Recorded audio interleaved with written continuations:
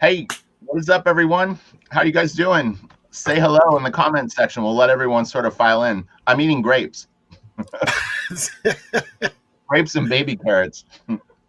I'm eating my own bile. Uh, Too much coffee this morning. I've joked in a few videos where people are talking about weed and booze and stuff like that. I was joked that I'm into crocodile. Do you remember that drug? That was like it hit Florida pretty hard, maybe like 4 or 5 years ago, and the people would turn into like zombies and attack. Crocodile? It's called crocodile. It's like with a KROC like DYIL, something like that. It's a really bad drug. It's like PCP kind of. That sounds a little like bath salts, Right. where it makes you into zombies. Yeah. But it's like, it's gnarly. Oh, that's so wicked. You hear about these drug crazes in different places, and you're like, how do they have like different drugs than we do over here? But I guess slang, maybe. I don't know. What's up, everyone? Hello. This is going to be a really fun stream. So first thing I wanted to do is I gave an opportunity to my patrons to promote any crowdfunded books that they had. So I think I have 3 that I wanted to do. Let me see something really quick. Okay, yeah, we've got 3. Yeah, so let me I'm gonna go into full screen mode for a second, and I'll show you guys the campaigns, and so you could check them out and support them. It was the least I could do for these people, because you know how hard it is if you don't have a huge following to do something crowdfunded. I mean, oh yeah, every inch is a battle.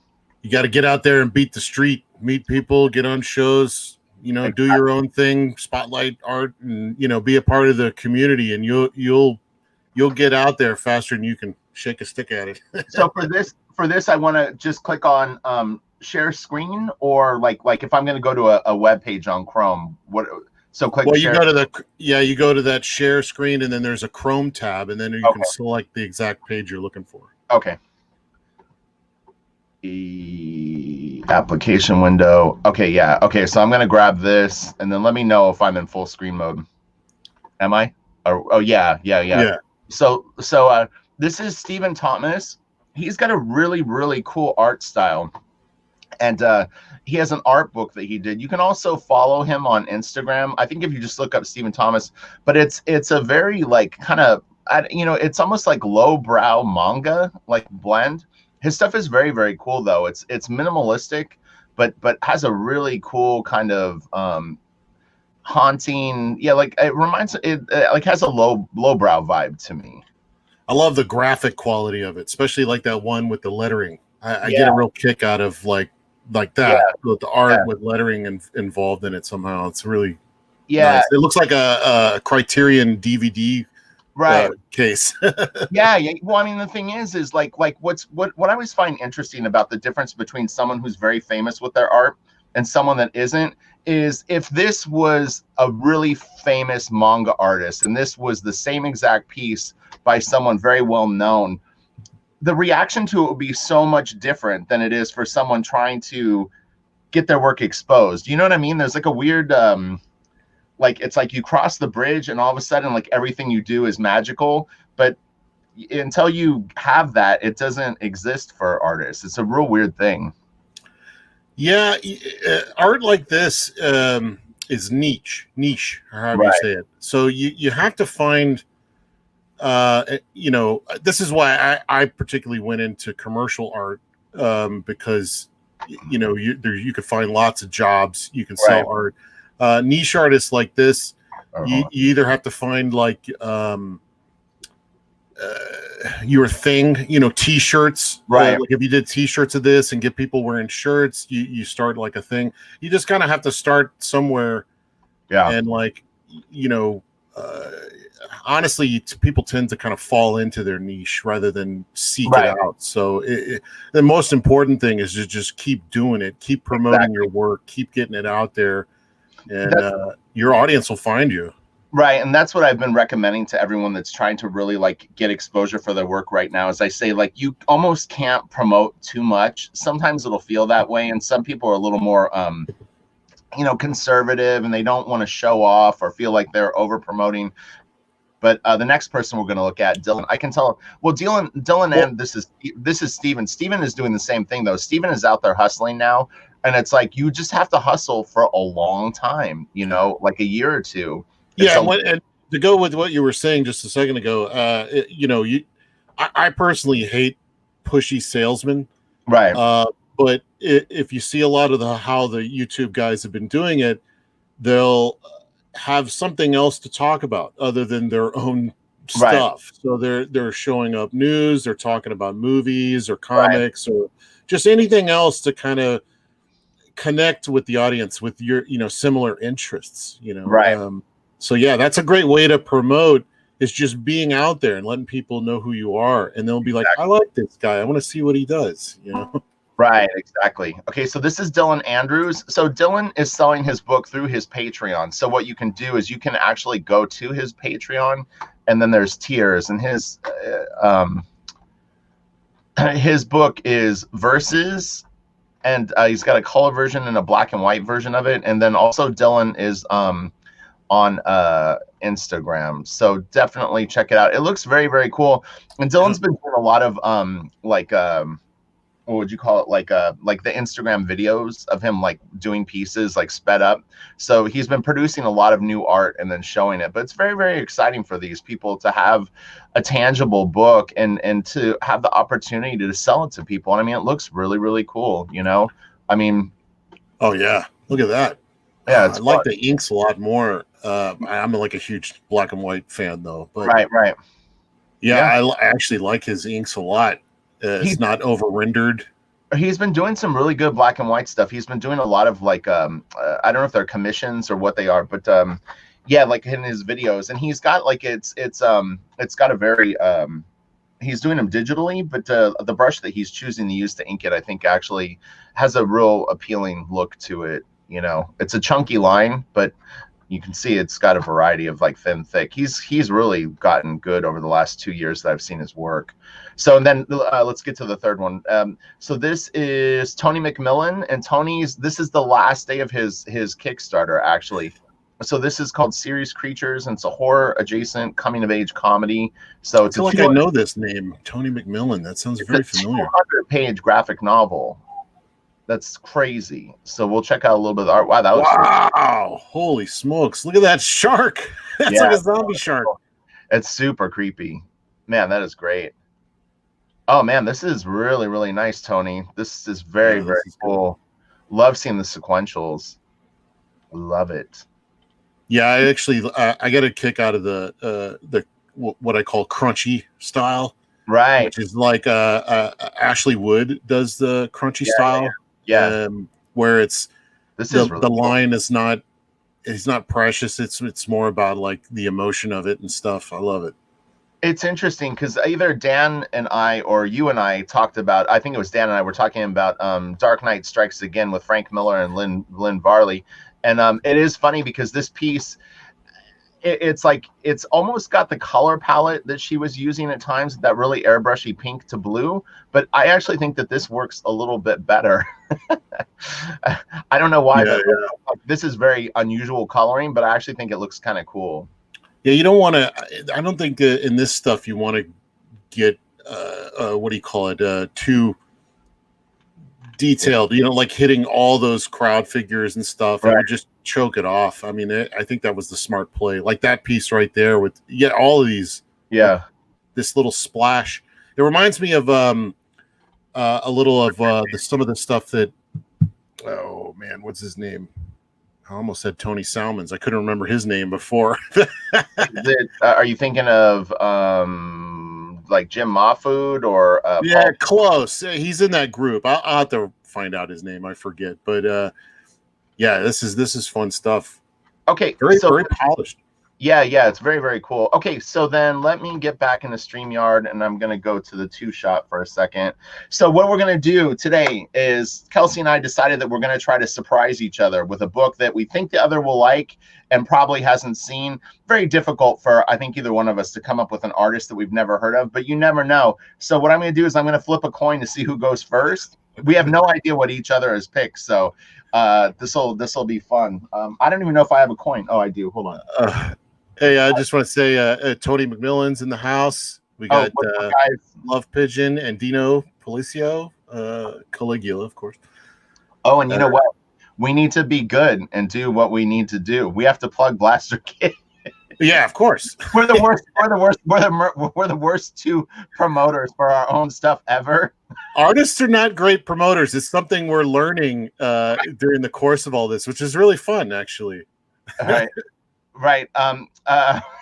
It's so funny. But yeah, so anyway, the pre-launch page is up.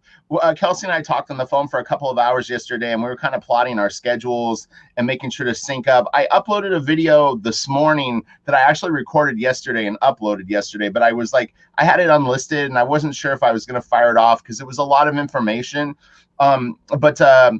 I got an opportunity to do a thing for heavy metal that fell into my lap. I was trying to remember when it was. It was about 3 days before I started the colorist search for Blaster Kid. And so at that point, I knew that I needed to take one more job, like a paid job. And what I had lined up, in fact, I just turned it down this morning. I finally got the this is confusing. I had an inking job lined up that had been like pending, and that was going to be the last freelance job that I was ever going to do. And so I had turned down an inking job. I turned down a second inking job. The third one I turned down this morning, but I need work for the next 2 or 3 months while I work on Blaster Kid, while we get the launch together, while Kelsey ties up the things that he's working on and we can focus on this. Right. So I kind of explained the situation that I'm in there. So all right, you ready? Well, I actually look at that as a good thing. Yeah, it kind of slows down the work on Blaster Kid a little bit, but it puts a little scratch in your pocket. But more importantly, it gets you razor sharp. You're sharpening the instrument right now for a full-on attack on Blaster Kid. You're going to be hot and ready to go. Right. And I said to Kelsey yesterday, one of the interesting things going into this that actually was exciting to me is I used the comparison of Jay Lee when Jay Lee was finishing his run at Marvel and was moving into the Image comic opportunities that were falling his way. And that's kind of where I'm at right now, where it's like, you know what I mean? Like this other thing is happening and it's very, very exciting and you want to be a part of it. But it's like you either had some loose ends that you needed to tie up, or just, like you're so early in your career that it's like, you're not financially as secure as someone that's maybe a little bit ahead of you. Well, you also don't have a whole lot of pencil work. I mean, even though we've seen stuff from you and like I've seen sketches and things you're working on for this new thing. I mean, I know you got the skills. I could tell you've been working on, thinking about this and working on things for a long time. So like me, when I first kind of came into this new paradigm, I didn't want to jump in right out of the gate. Right. With my own book, even though I have 24 years of experience, we're in a new realm of comics, I think. So I went, and I still do work with anybody else that has a thing, so people can get used to me, get used to my work, and see what kind of stuff I have to offer, and then have be in a better place to decide whether or not they want to support my work. So.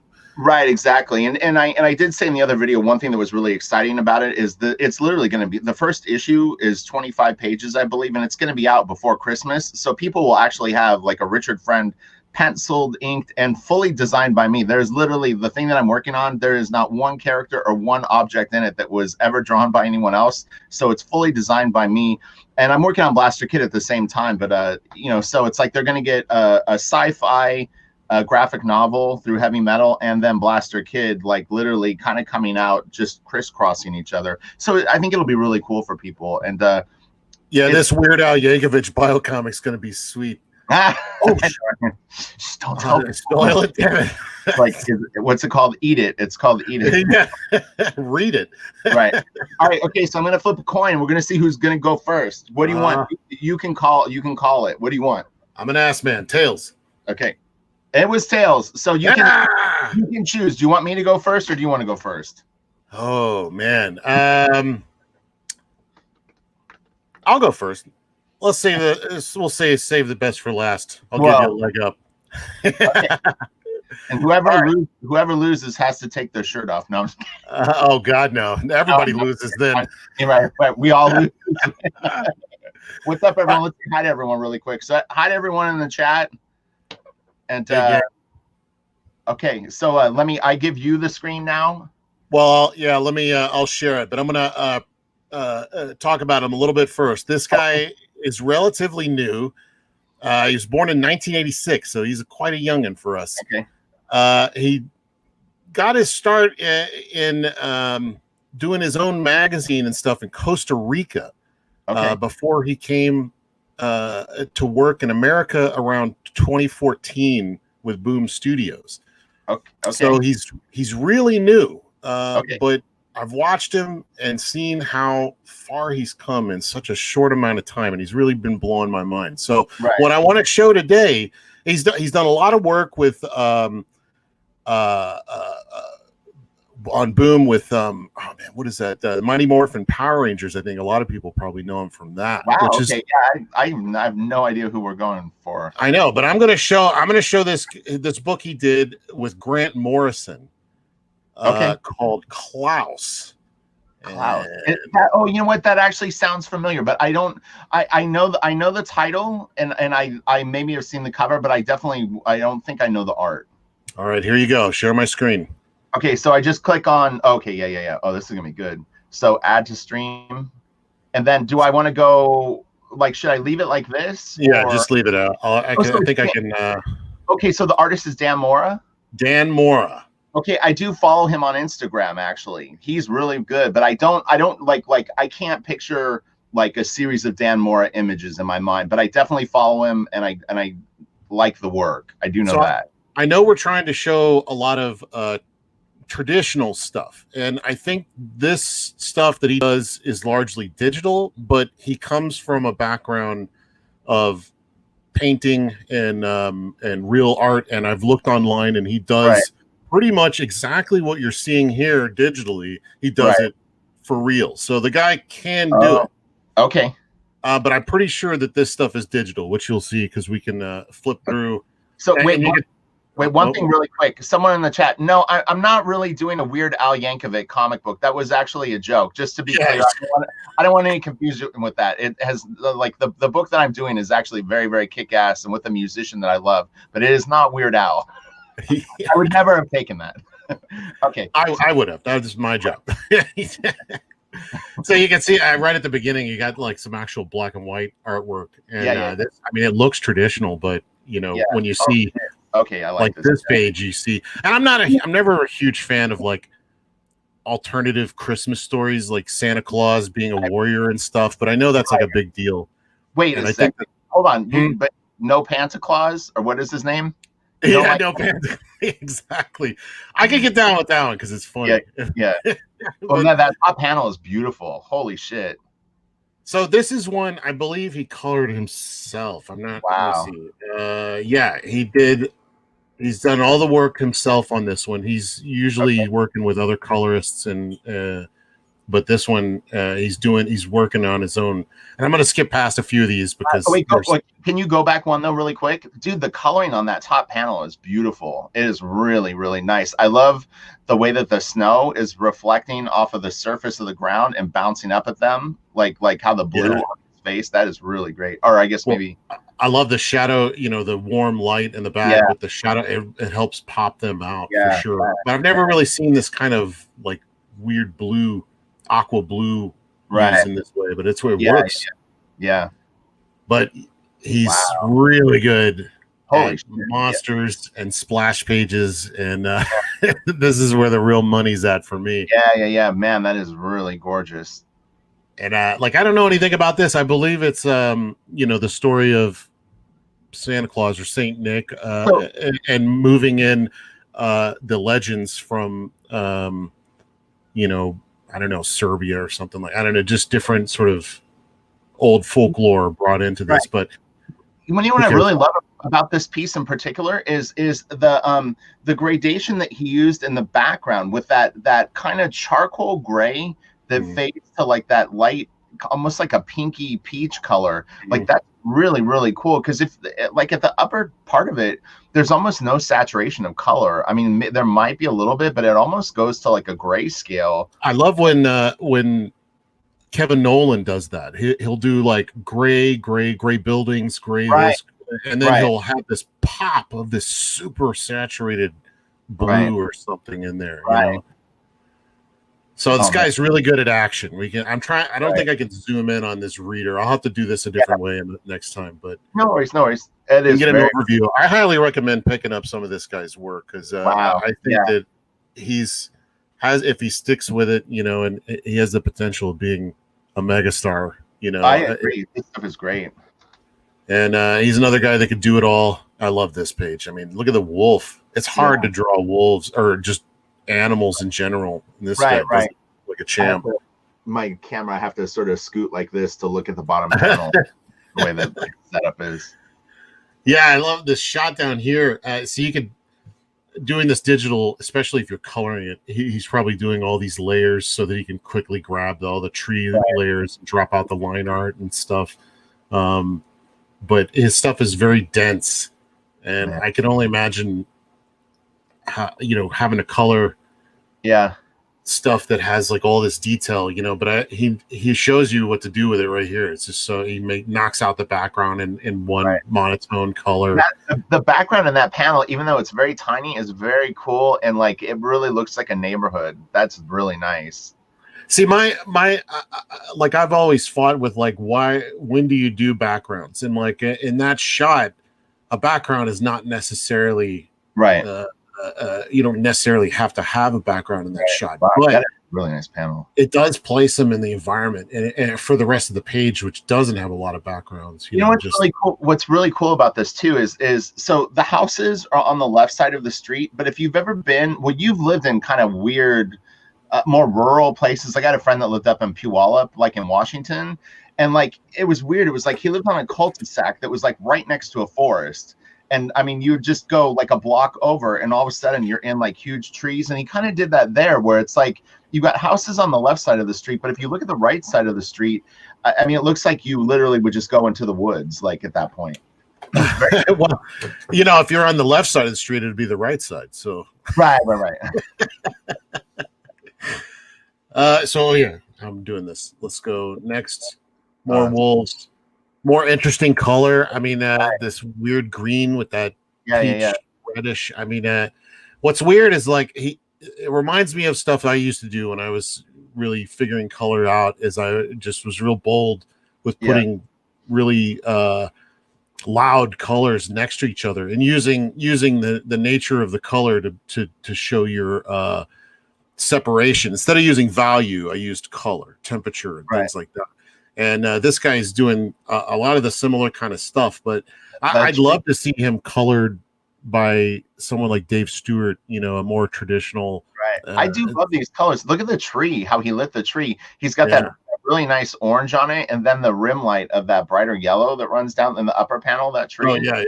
Really good. And then the shadow he put in the inks is very, very nice. Man, this guy is so good.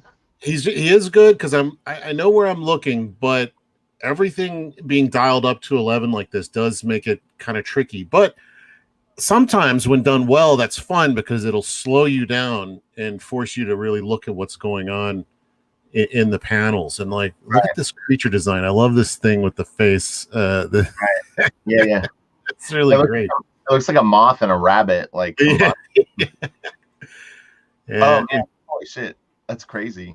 Yeah, some of his people, like in the face, to me look a little structured, and that's not a flaw, but it's you could tell he's not 100% comfortable with humans. So there's still a lot of, you can see the underdrawing in it and stuff. So it's not. Yeah, right. And it's funny because if you would picture that last page in black and white, it actually has a little bit of a Duncan Fegredo kind of vibe. Yeah.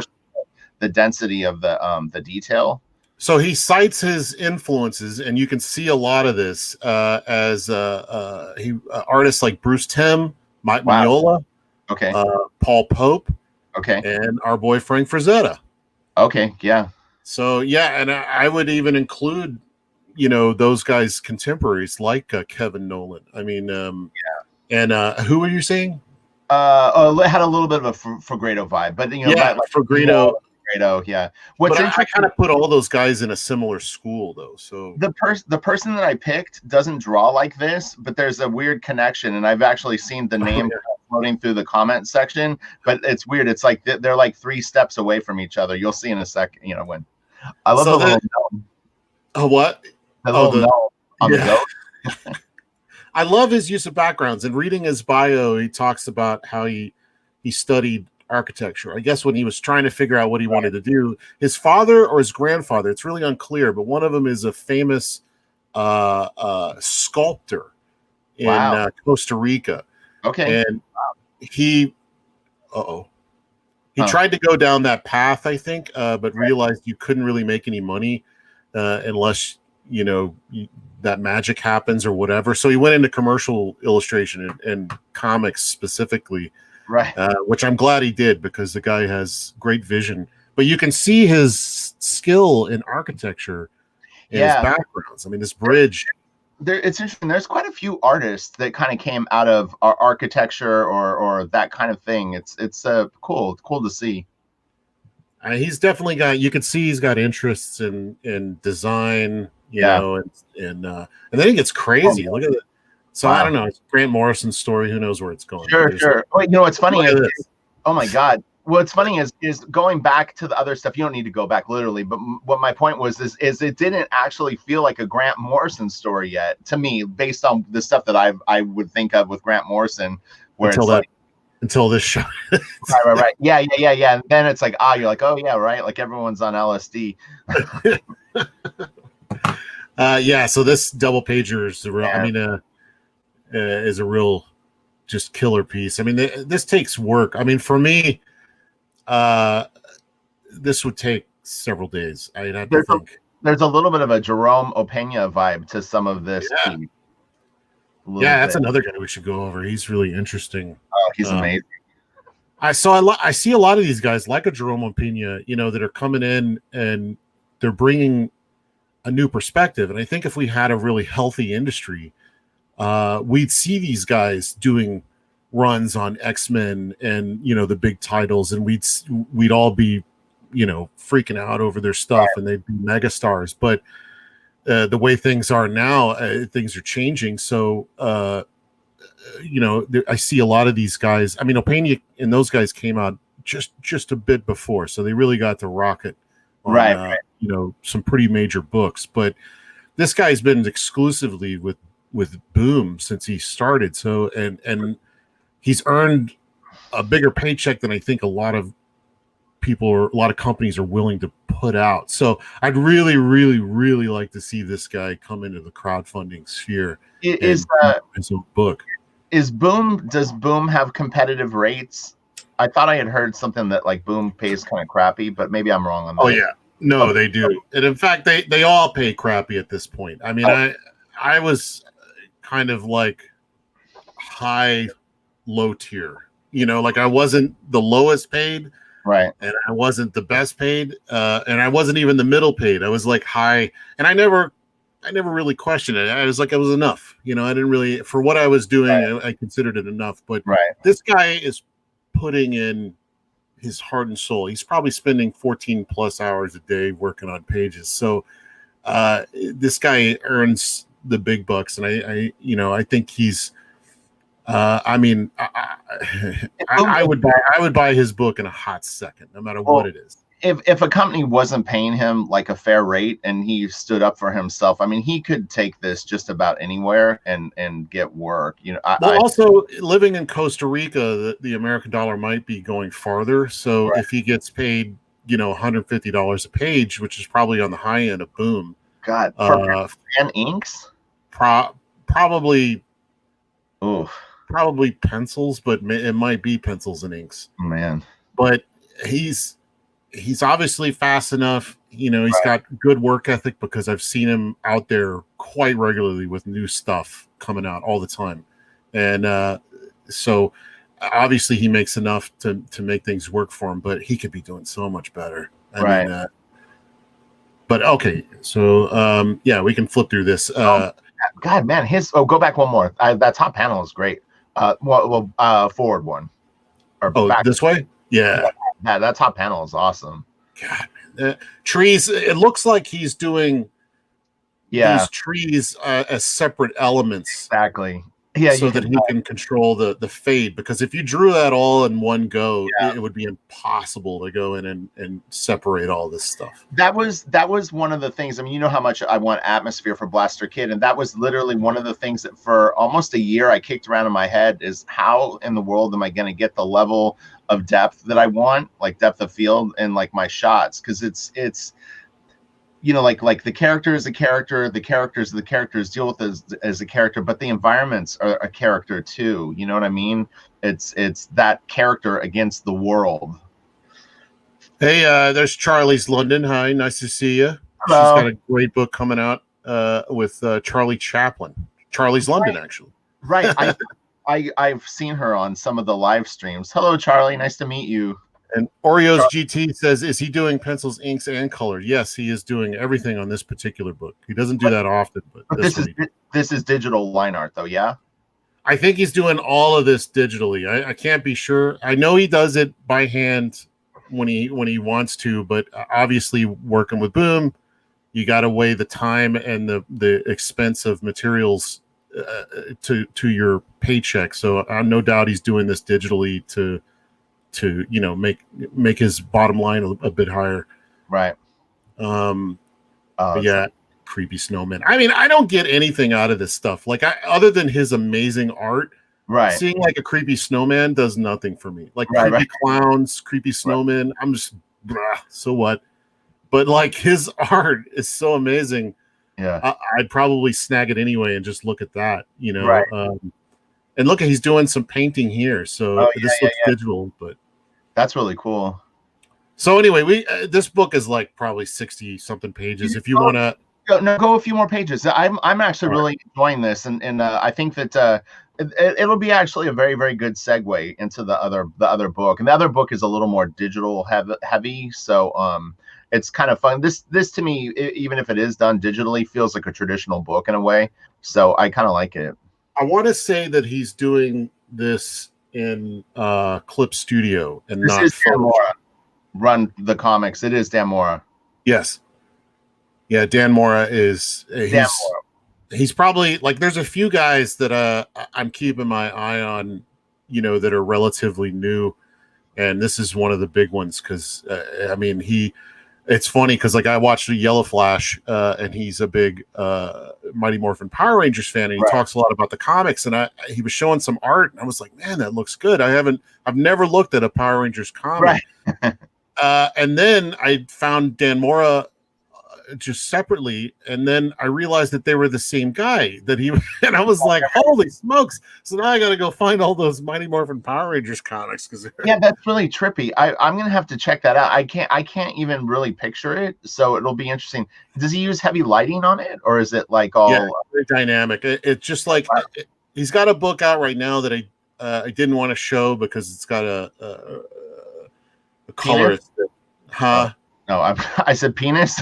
No. This book he's working on now. Let me see if I can find it real quick, or just the name of it. Art. Wait, where is he? I got tons and tons of files. Dan Mora. Okay. He's been doing this book called Once and Future. Okay. It kind of smells like a King Arthur kind of tale. Oh, okay. That's kind of cool. He's doing with Kieran Gillian and Tamara Bonvillain is coloring. Okay, and I'm not a huge fan of Tamara Bonvillain, but as a person, but her coloring is absolutely amazing. Okay. Absolutely amazing. And that book is so well done. It's some of his best work. But I chose this one because he did everything on it. And I just wanted to spotlight him, but look at this. Yeah, that is really neat, man. I love the lighting on the earth. That's really, really nice. Earth. This guy. Oh God, man. So, do you think this is what is that? I love it. I think that this is excellent. I'm gonna buy this as either a graphic novel. How many is this, a one shot? There's several. This is number 2 or 3 in the series, but they just put out a new one where every page is a splash page that shows Klaus through history. I would buy this for sure. And the artwork in that is fantastic. I want comics or like a tangible thing though, not just digital files. But yeah, this thing is badass. So here we go. Do you think this is 3D? For sure. Yeah. I mean, you could do it. I mean, it's not like a very hard perspective problem. It's just, this is where I always spot if someone's using a 3D model is the second one. Nobody draws shit this small. I mean, you could do it, but it's like, that's a tell for me. It's like when people do it with buildings and you see buildings in the background and they have like all the real tight windows. It's like, it's just obvious, because if you were going to draw it, you would start to diffuse the level of detail, more than just keep the level of detail like locked in. It looks like he did a combo, like he did the gears or 3D, but then everything else is you can even tell because this bottom row, see how the angle is on those? Right. That's like those extreme camera angles you can get in 3D. Yeah. Google, I mean, there's so many programs. You could do it in DAZ, you could do it in 3D Studio Max, obviously Google SketchUp. I mean, there's so many programs. I'm not opposed to that either, because I'm kind of like I'll use whatever it takes to get the job done. And it's like at this point I'm not trying to prove to anyone that I can draw a car. I'm just trying to get them to think car, but keep paying attention to the story. So it's like it's not that necessary that it be so perfect, but you want their brain to register the shape as car and move on. right And sometimes cars, because they're the curves and stuff, can be really tricky to get right. Yeah. So I'm not a purist to that point. I think you can use SketchUp, but don't be slavish to it. Draw around it. Make it your own. Yeah. At this point, you would never be able to quote unquote compete with other artists if you probably it's a weird thing. Like I wouldn't say that like if you didn't use it, but at the same time, especially if you were trying to get a job, which I know is kind of a lot of people aren't looking to get jobs, but someone could beat you with the level of detail just by using models, where it's like, oh, this guy's cars look better, and it's like, yeah, but I drew my cars. A company isn't going to care, as weird as that sounds, Like a Spain says Clip Studio 3D is strong. Have you ever messed with the 3D part of that? I've moved the mannequin around a little bit and looked at some of the primitive shapes, but if I was going to do 3D, I've got I have DAZ and if they had a grid, I have ZBrush. If they had like a 3D, I actually have saved on Google SketchUp Warehouse. I don't even have the program anymore. You can move models around in 3D on the website. I just have somebody made a grid cube. Oh, right. People in there. And a lot of times I'll just grab that cube, find an angle, stick it in, and then that's automatically my perspective. Right. So I don't have to do it. And that's on Turbo Squid? No, on SketchUp 3D Warehouse or whatever it is. It's Google 3D Warehouse. SketchUp Warehouse. You just type in grid, and you see this grid cube, and then you can just move it around. They let you move the camera in and out too to go from wide angle to flat, which is something I don't see in other 3D pro. I recommend this. I recommend this to people on my Patreon, but it's like playing around with 3D models is really a powerful tool to get your mind used to moving imaginary 3D models around in your head. Because for me, I had said to Eric Canetti, it's easier for me to lay out pages than it is for me to lay out covers. The reason that is for covers, I always feel like things need to be engaging forward. Like you want to connect with a person looking at a cover. But the second I'm doing any kind of interiors, I'm very, very comfortable moving the camera around and moving the camera above things or moving it below things or, and moving objects around. But once I embraced 3D, meaning 3D mindset, not 3D models, though my whole drawing world opened up for me. It was literally night and day, because I used to always focus on the surface detail. Yeah.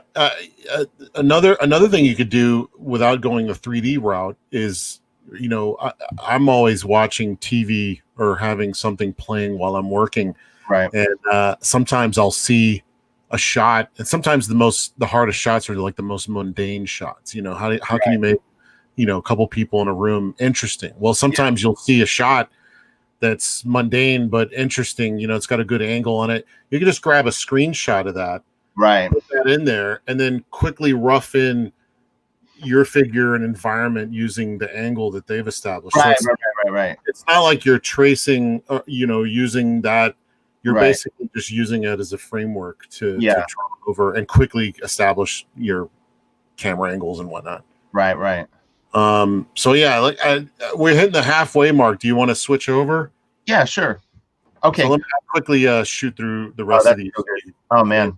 He definitely that's funny, because that actually has a little bit of like a Bisley kind of thing, but he for sure, I don't doubt that he's a fan of Jerome Opeña. I'm seeing enough Opeñaisms that so this is amazing. I highly recommend checking out Dan Mora. He's got a lot of stuff out there that you can look at. He's very prolific for someone that started out so recently.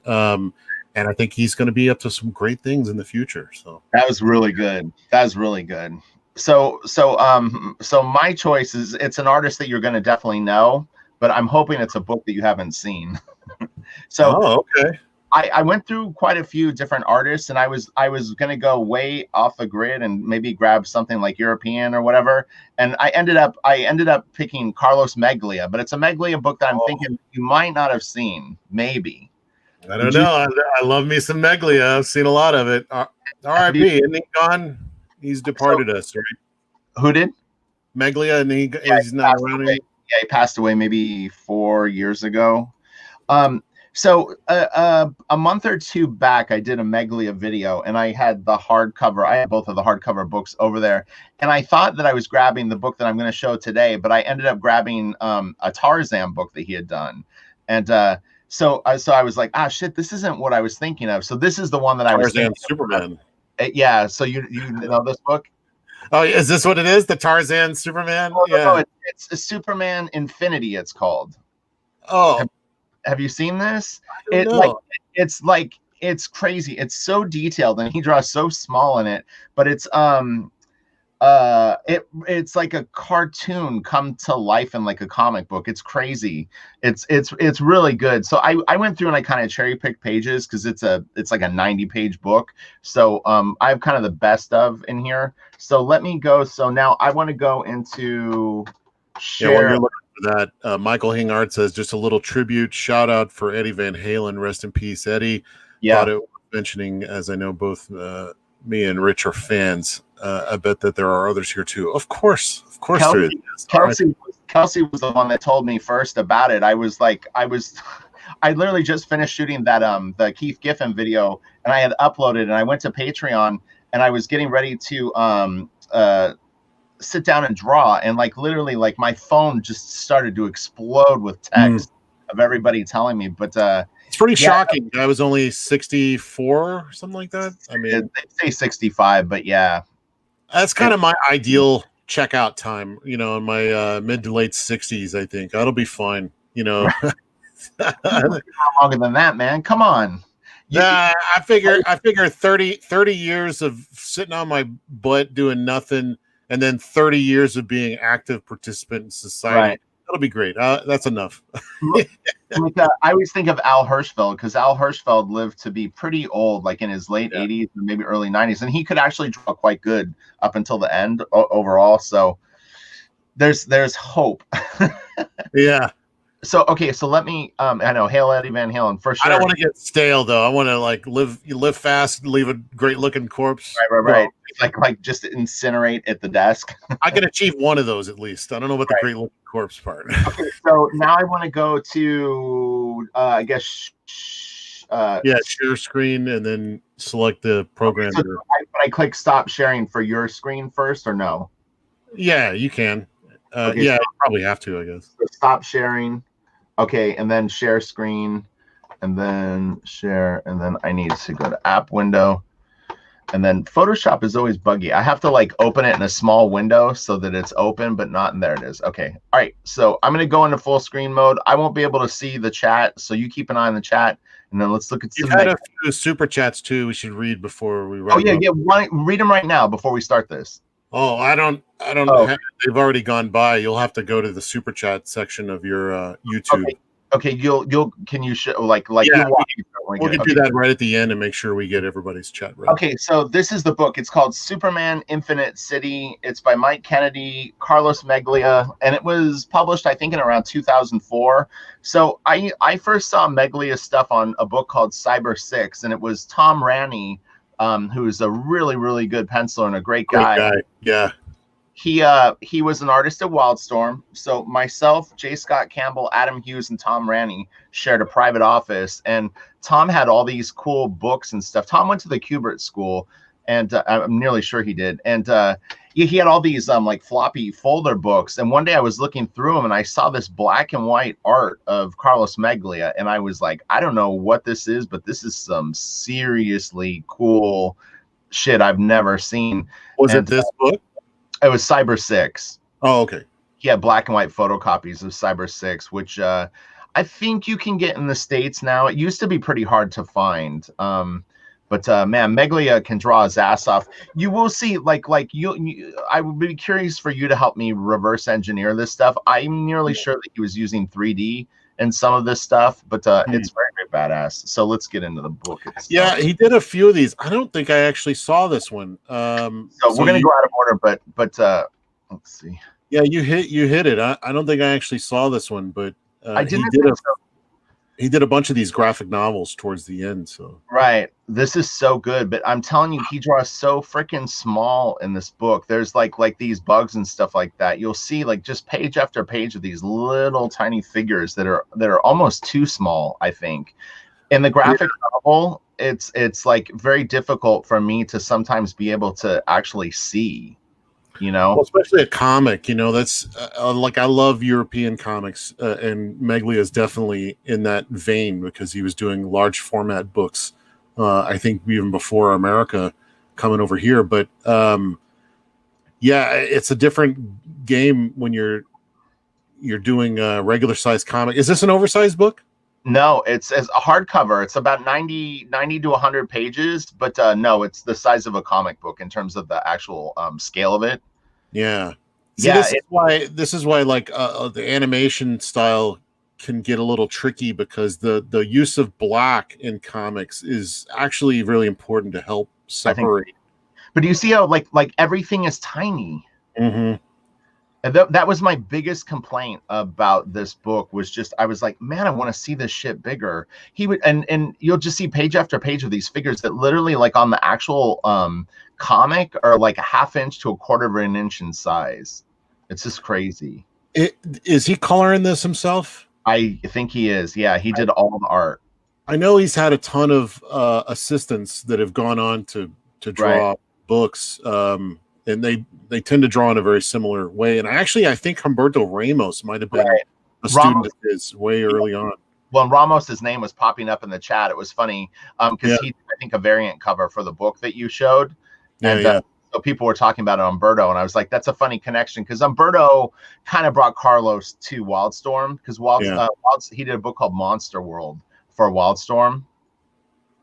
In probably the late 90s or early 2000s. I think it was written by Scott Lobdell, but I could be wrong on that.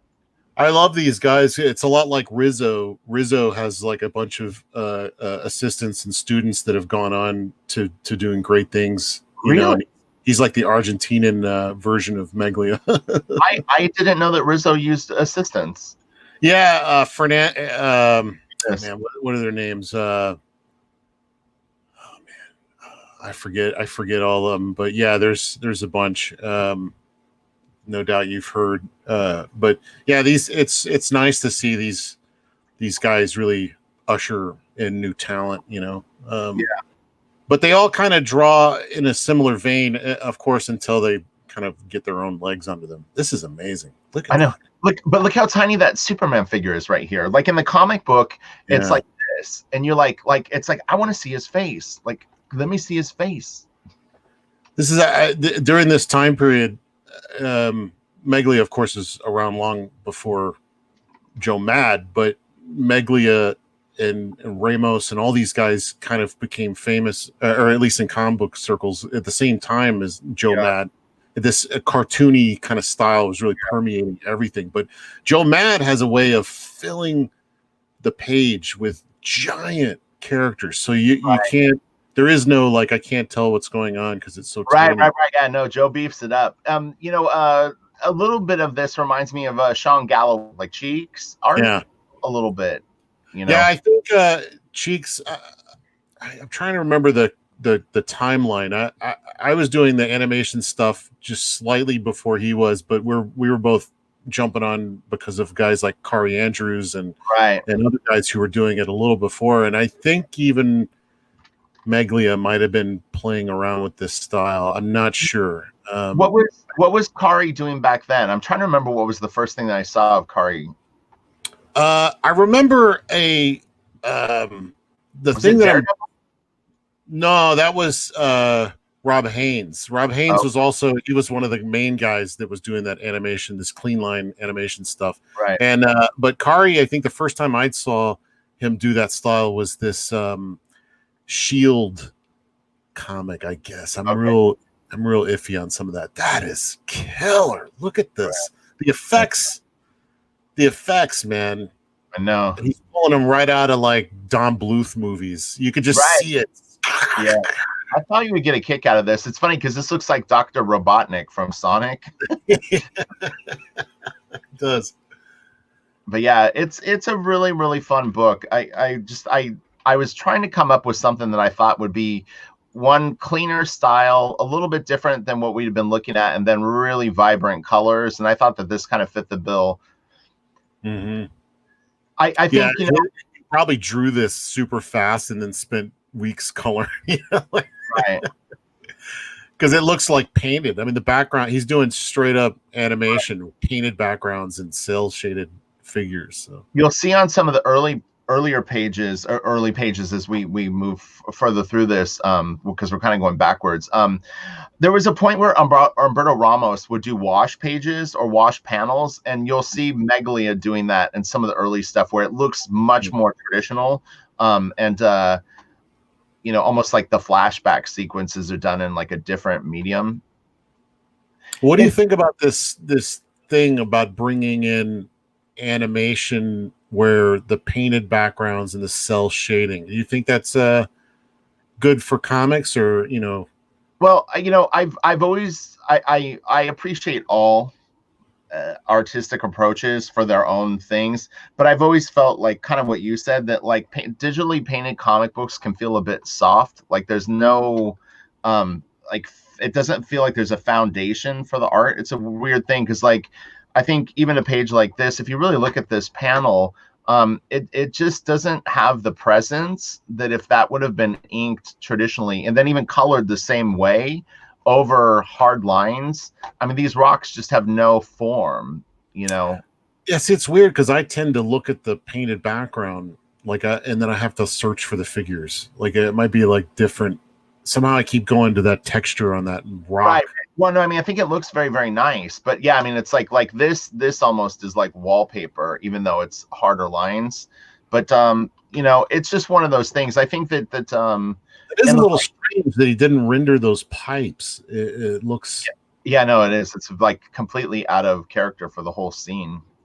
There's nothing sticks out as much as that. Not even the character, like this character. I know we're picking the hell out of this, but it's great because we're getting to see something different, and it shows that comics could really be anything that your imagination can conjure. So for sure. I mean, I think that's why we do this, and why we're looking at the work is to try to understand different things. And it's like these plant seeds that will grow in other people's imagination, and then become other things. This is such a beautiful, like, man, it's like you could just really picture showing up here and going in and checking out this this building. Well, that's what I like about this is it more than a comic. It you know, when you kind of like get into the rhythm of it, it's really like you're watching like a Ralph Bakshi cartoon or something. Right. I mean, it's yeah, like they pulled like stills and just sort of like you can see them moving around. Yeah, I mean, this is so cool. What does that say there? Quinez. It's QU. It looks like ILMES. And then FA. There's some numbers on it. I don't know what that means. Yeah, this is just pure vision, though. I mean, this guy. Rembrandt. It's like a Rembrandt self-portrait on the wall, right? Wow. That's funny shit. This is nice right here. I love this. And then this window, like all lit up. Blaster Kid. We want stuff like this right here. Yeah. That's so cool. What do you think his influences are? I mean, obviously animation. But I don't honestly. I would only be guessing. It's not my like. I don't know this stuff that well. Yeah. There's so many great European graphic novelists that God, you know, it could be a little bit of that. I think that you're like the Ralph. Is it pronounced Bakshi? Bakshi. I always say Bakshi. Yeah. You know, and like you said, what was the other one? The other animator? Don Bluth. Don Bluth. Yeah. I mean, I could see that. Yeah, it's just hard to tell because a lot of stuff that came after this had, you know, like guys like Cheeks and a lot of animation even is drawn. I don't know if it's drawn directly from this, or influenced by this, but it has this feel, you know, real graphic character shapes, and so which I wonder came from Bruce Timm at all, you know, or Glenn Murakami more specifically in Batman Adventures. At the time when this came out, there was very, very few books that had this look, and where like this right here to me literally looks like a 3D model that was painted over. Now it may or may not be, but there was not a lot of stuff that you would see in comic books that had this look. So this was different. And it was, you know, one of those early experiments with trying to bring in a lot more digital ideas into, you know, a regular American superhero comic book. So you have the context of that makes this interesting too, because this was unusual. It really was. I'm not sure that that's digital because of how squirrely the lines are, you know, the shapes are. Like, I think that it's just rendered. It's not gonna let me do it. I was gonna try to rotate it, but yeah, I mean, it could just be that he has nice, accurate. Well, you know what it is though. This actually may be a photo stat. This might be a highlight of something that he's dropped in, because this is what's feeling weird to me. I think what I'll do that quite often, where you want that perfect sheen. Instead of recreating it, I'll just grab it and throw it on there and paint around it. So yeah, you might have done that for sure. I think this is too. What's interesting is, so when I worked on steampunk, they were trying to bring in a lot of textures, like from things like this. This is another one you can see. It's a photo stat that he's painted over.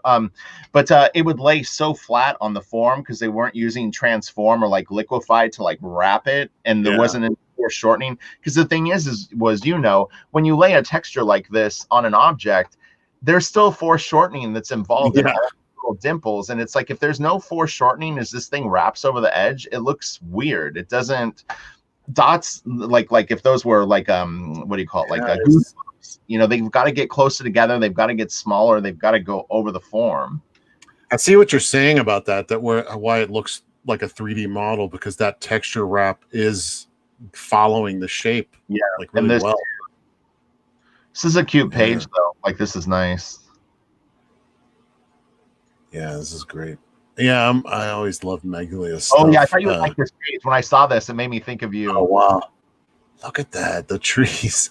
That could be a paint over. It looks like a Bernie Fuchs painting. Yeah, yeah. It almost has the color. The color reminds me of like pixelate brush. It's the pixelate filter, right? It could be smart blur. But it definitely has been painted over. Right. It's very cool. I like the way that it looks. Trippy. Yeah, I was trying to think of who that background reminded me of. Oh man, he's the guy. He's always working with Neil Gaiman. He does all the opera comics. Amano? Huh? Amano? No. American guy. Greenwich. Is it Bolton? Bolton? Terrible. Bolton? Who? Bolton? No, it does have a Bolton though. Bolton does do stuff like this. Scott Hampton? No. You're getting closer though. He draws all nature stuff and fairies and shit. You know, like. Oh shit. He's all nature oriented. Now I'm determined to try to figure out who it is. Let's stop the video. I just want to guess. Shoot. It makes me feel when I can figure stuff like that out, I go, okay, my brain still works. Like I don't have Alzheimer's or something. So he's doing, look at this, like layers and layers of effects. Like if you go up one panel, like the magic, you could see he's using the warp tool and liquefy and things like that on that magic. But he could be doing that straight on the drawing because you can see behind it is also warped. Right. You know, this is fairly early on. There might have been more troubles trying to do lots of layers, you know. Yeah. Well, like right now, I don't have Photoshop CC. I think I have CS6 in my computer. And it's kind of a pain in the ass because it's definitely it's a lo-fi version of what's out now. This is cool. I love this. Charles Best. Everybody's saying Michael Art is Charles Best. Yeah, Mark Deering. It's a nice panel, right? Yeah, you know, it's got a Travis vibe. Reflections are tricky too. He just grabbed, just grabbed it and flipped it, which is cool. Actually, you'd be seeing underneath. You know, it would be like a worm's eye view looking up underneath that guy's kilt and stuff. But for this, I mean, that's not, you don't have to be precise. So it looks like he squashed it too a little bit. Well, what's interesting is if you actually look right here, it doesn't match up. Like this has definitely been drawn new because this window doesn't exist over here fully. Oh, you know what he might have done? Yeah, it's not the same plane. He might have drawn the whole background and then put her like on another layer. And then this is the flip of it because this is actually there, but not drawn yet. You know what I mean? Or like you can't see it here, but you can see it here. That's interesting. Yeah, Michael Ingart said could be P. Craig Russell. I was talking. Yeah, P. Craig Russell's the guy that does all the opera comics. I was mixing those together. And this looks like the villainess from Emperor's New Groove. I went through a huge Emperor's New Groove phase. Such a good movie. It's such a good movie. I love that. I wanted to do comics that looked like that design ethic, and color theory. This is so great. I think it's doing it right here. I mean, it's doing it. Here's Cusco, or not Cusco. Who was the dumb guy? Crunk? What was his name? Crunk. Yeah. It's makes her. His own theme music. Yeah. The music in those movies are great too. Love it. There's my Dr. Robotnik. I love the extreme nature. Like I used to be much more into the extreme cartoony stuff, and then I went through learning anatomy and all this stuff, and now I feel like I'm like super stiff. Right. So this kind of stuff is good. It's like look at him, look at the flow and everything has movement. These figures right here are great. The gesture that they have with their arms sort of out, it's really nice. This is great too. Well, this was really fun, Kelsey. I'm not wrapping it up. It kind of sounded like when I said it like that, but but this is well, we probably should. Soon, yeah. Okay, but yeah, this was really, really fun. And just so that people know, next week we're gonna do a super extravaganza Frazetta video and really dig into Frazetta, but we're gonna try to find some stuff that's like way out there. I'm gonna find pieces that I think are scarce and rare and interesting, and Kelsey will, and then we're gonna try to pull out some surprises. There's quite a few works in progress in pencil that would be fun to show off because you rarely get to see his thought process stuff. Yeah. So. It'll be good. It's that video I'm gonna honestly set aside like 2 hours for. Look at the floor there. He's got the Vitruvian Man. Oh, you already clicked it off? Yeah. No. Yeah, look at the floor there. He's got the Vitruvian Man on the floor. Oh, yeah. I just call it the Da Vinci guy. Yeah, the Da Vinci guy. There's so many layers to this. It's like, where do I look? You can look everywhere. Oh, here, let me we can soak in the full page first. It's nice. Look at the lighting on that girl and that inset panel. Oh, yeah, this one here. This beam of light kind of going across her. No, down. Oh, no, down. Sorry. Yeah, that one right there. That inset panel. Oh, yeah. Sorry. The woman with the light going on. Well, no, like I said, the way my camera is, I've got like books that it's setting on, so I can't see like about like a third of my screen. We need to get you another screen. You know, like, I know. Well, I have multiple monitors. I was saying I have like 5 computer monitors, but the one I don't have a space for another one in front of me. Oh, this is such a great piece. Rooster Punch said, "Can we get a Wrightson episode?" That's very likely. Yeah, absolutely. For sure. I've done a few Wrightson videos. If you really want to watch Wrightson today, Wrightson is probably one of the artists I've explored the most, but it would be fun to do a Kelsey one. So this, you can see that he actually did drop in leopard texture here. Do you see that? And he's warping it around. So I guess the warp tools did exist when this came out. Yeah. Because it does look like it's following the form. This was probably Photoshop CS3 era, I'm going to guess, around then. I've been using Photoshop since Photoshop 2. Wow, that's crazy. I think this is the beginning. The first one I saw was 5, I think. And while they had our 5, was there like a 5.5? Probably. Yeah, I remember. I know guys that are still using Photoshop 2 or 3 because it has things that you can't do on any other ones. Well, what's interesting is some people know this, and you probably do, but Adam Hughes actually colored for a long time with just the mouse. Yeah, did he finally give that up? I don't know. I honestly don't. I just assumed he was still doing it. he could be. That's crazy though, man. The stuff that he does, the selections, the amount of detail that he does with a mouse is just insane. Insanity. Yeah, that's so cool. Okay, I'm gonna hustle it up so we can get to work. Dense. Yeah.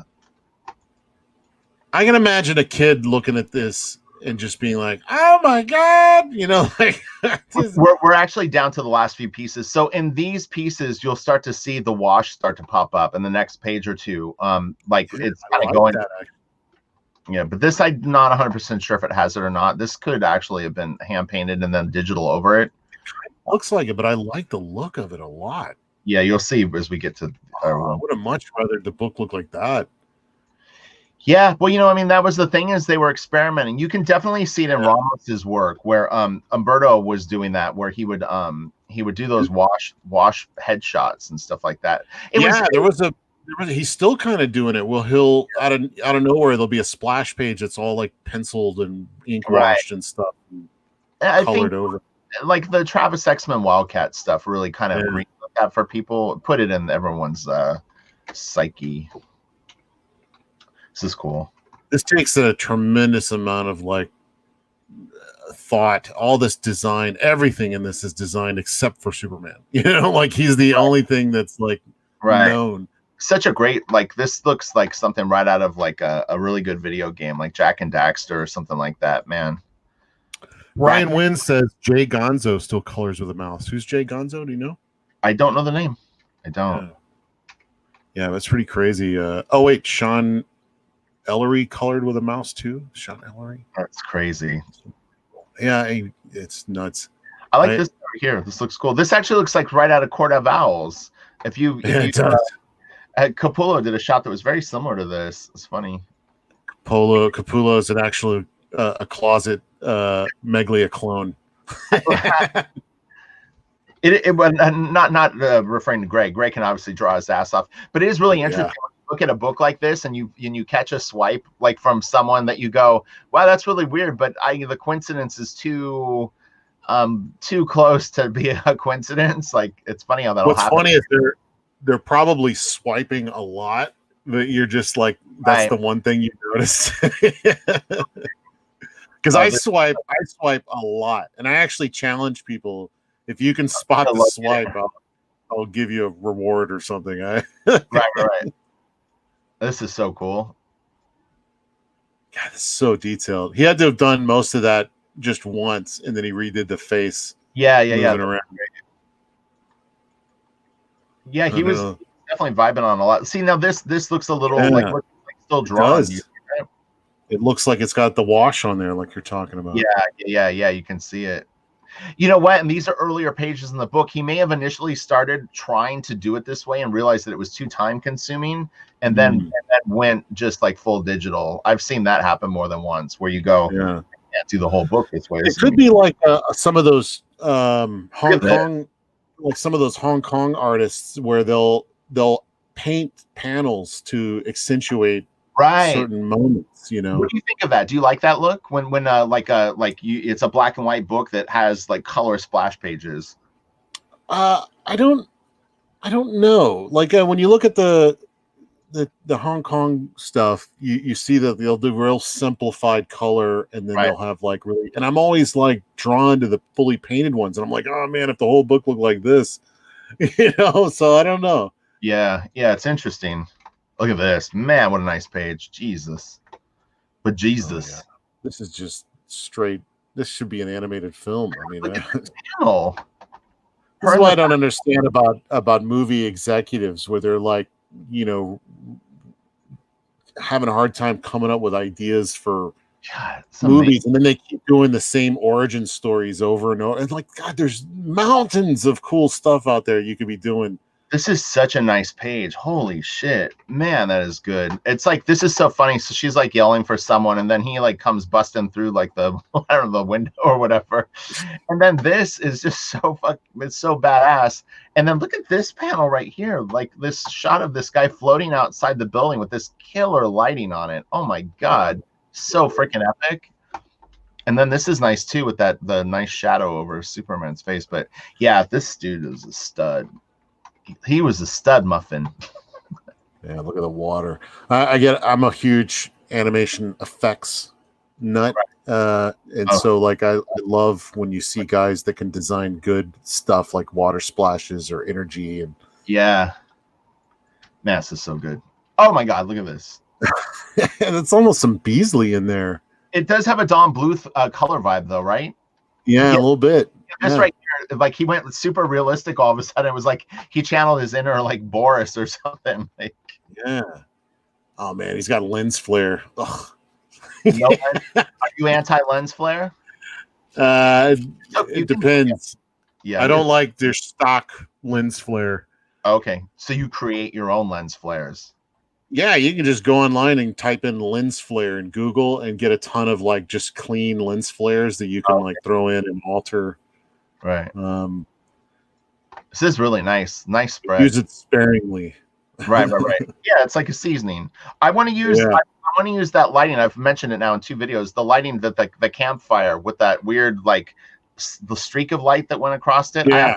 And Blaster Kid, I know a scene where we're gonna throw that in, and it'll be cool. People that follow the videos will go, "That's that thing Rich always talks about." That's the anamorphic lens flare. Yeah. I want an anamorphic lens flare during the swamp.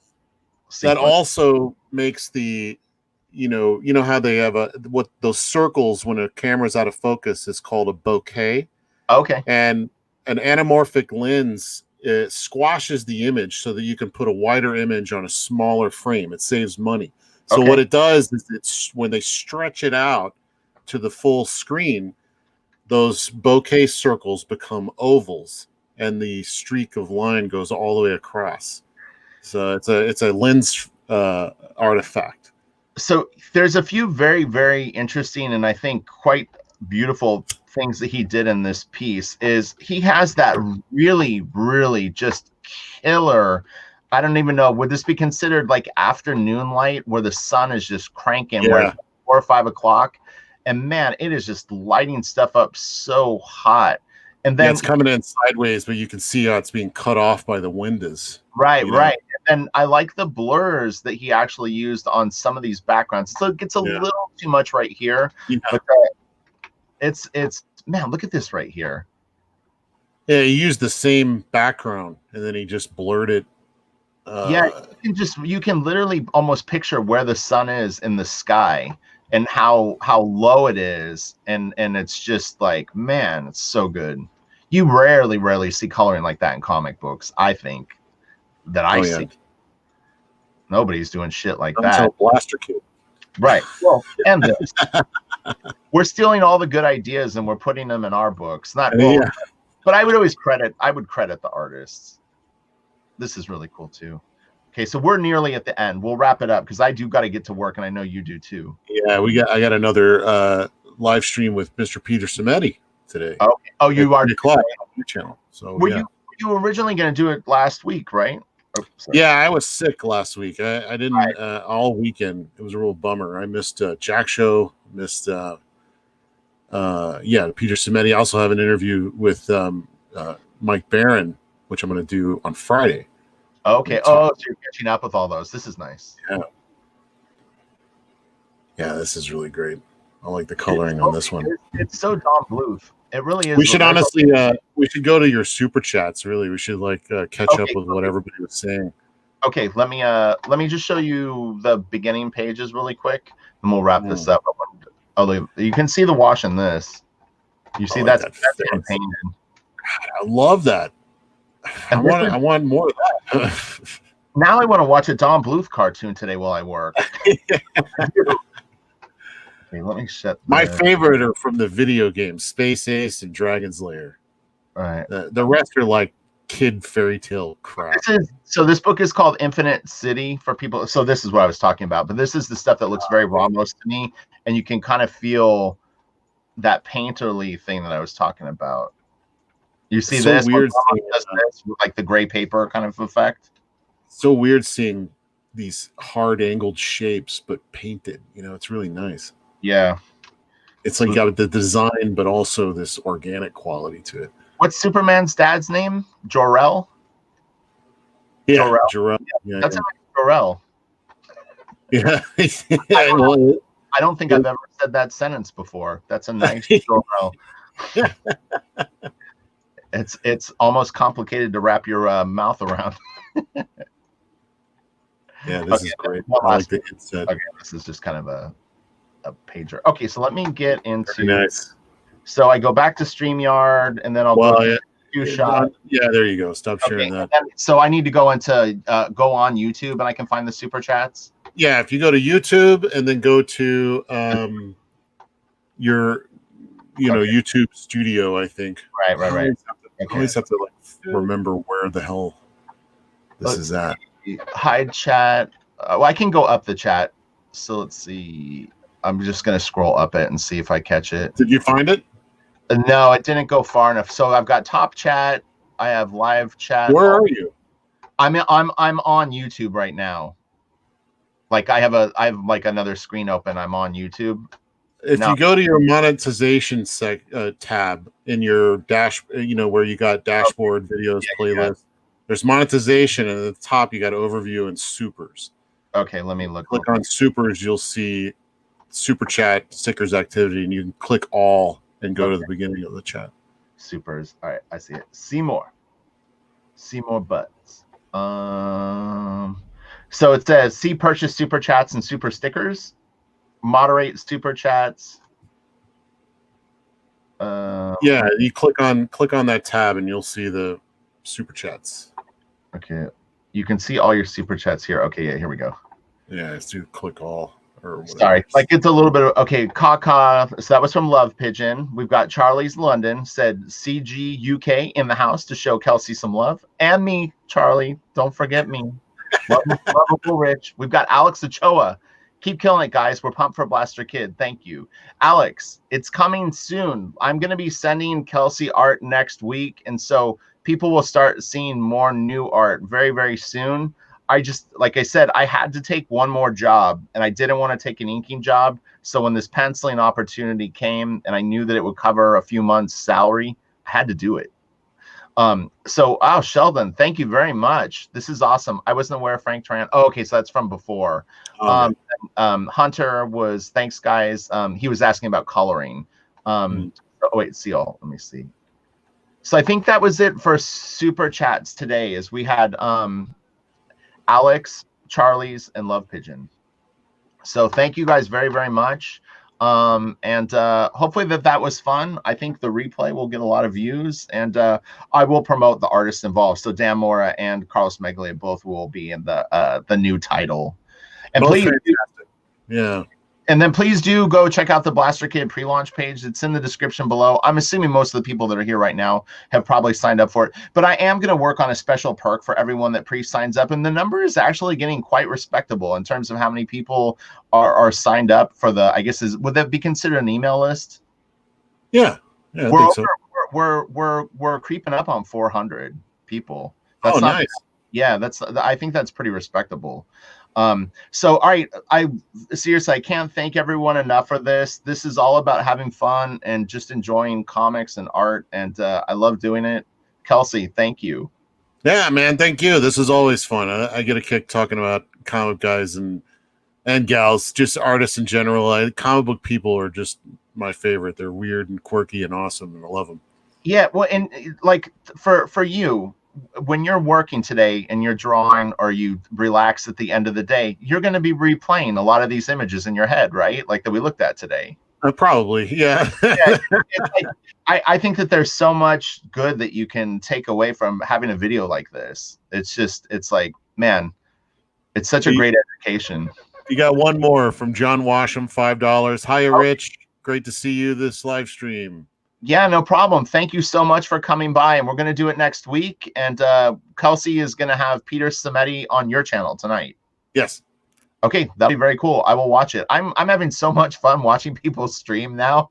That's all I do. I don't watch TV, man. I watch YouTube videos. That's it. I know it's like around 8 or 9 o'clock, like my back starts to kill me, and I'm like, all right, I've worked like 11 hours. I can like call it a day so that I'm able to do it the next day.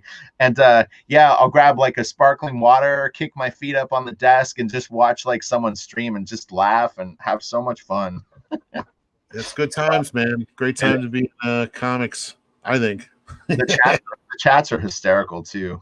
Oh, you got one more. There's Mike Miller and saying, "Hey boys," but Death Metal Hero for $5. Looking forward to more of these and can't wait for Blaster Kid.